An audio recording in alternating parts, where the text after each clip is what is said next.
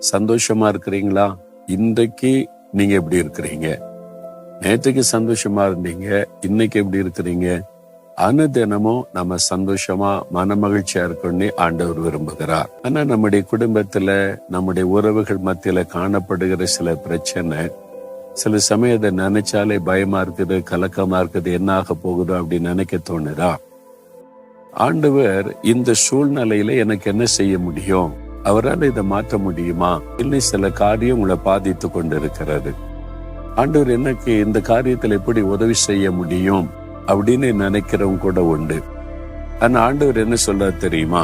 பலம் உள்ளவனுக்காகிலும் பலவீனனுக்காகிலும் உதவி செய்வது உமக்கு லேசான காரியம். ஆண்டவருக்கு லேசான காரியமா? நீங்க நினைக்கிறீங்க இது முடியாது, என்னால முடியாதுன்னு நினைக்கிறீங்கல்ல. பலம் உள்ளவனுக்கு என்னால உதவி செய்ய முடியும், பலவீனனுக்கும் உதவி செய்ய முடியும்.